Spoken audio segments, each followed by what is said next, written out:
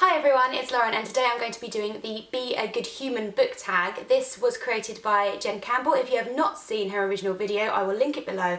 Please go and watch it because it is fantastic and she gives lots and lots of recommendations as well. Reading helps us to develop empathy by learning about people who are different from us and seeing the world through different pairs of eyes.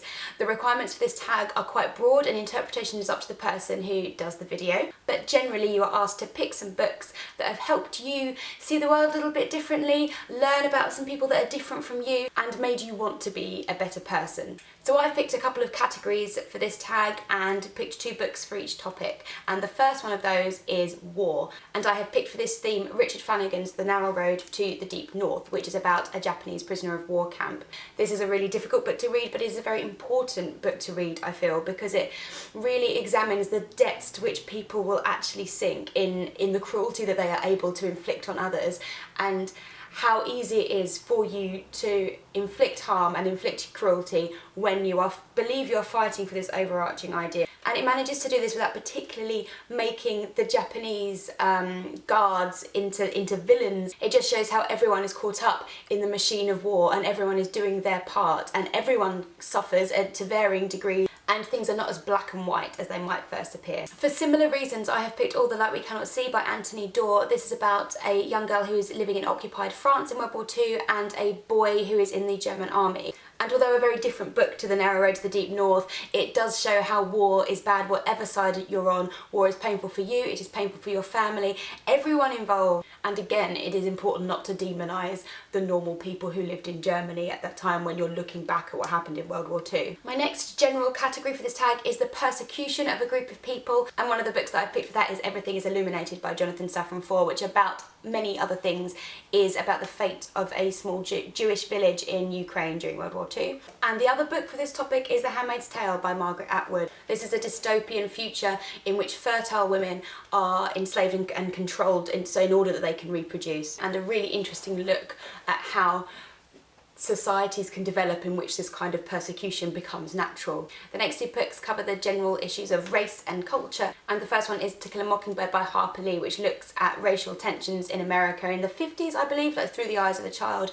And although this is a classic and an obvious choice, I think it is an important book for children to read, and I think there is a reason why it is still mostly taught in schools today. And the second one is one of my favourite books, which covers lots of things, not just talking about race and culture, and that is The Thing About Your Neck by Chimamanda and Ngozie. Adichie. This is a collection of short stories and they cover lots and lots of topics, although there is a kind of link. You can see the line going through all of them and it does feel like a very coherent collection, and all of them have the underlying feeling of coming together and understanding people who are different from you. You have stories about people going through war, about the immigrant experience, and about the extinguishing and silencing of African culture and history, and just a really beautiful collection, and I found that it did make me think differently about some of these topics. And the last 2 books I've chosen because of their themes of community and how race and poverty and social status and where you were born might make a difference to what you're like as a person and where your life might go and how we're all linked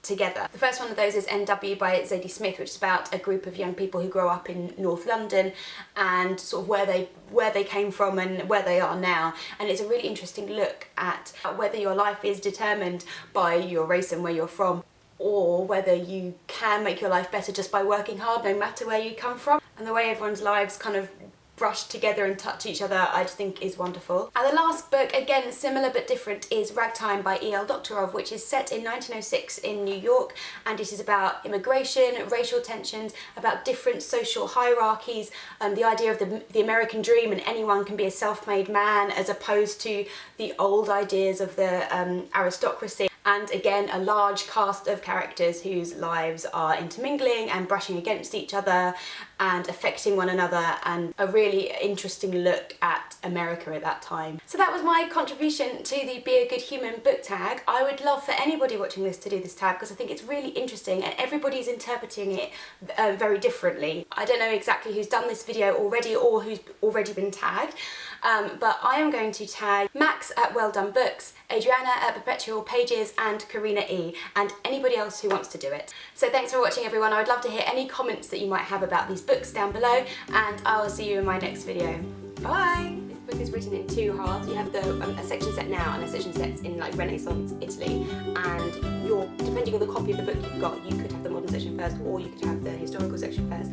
I read this modern section, then passed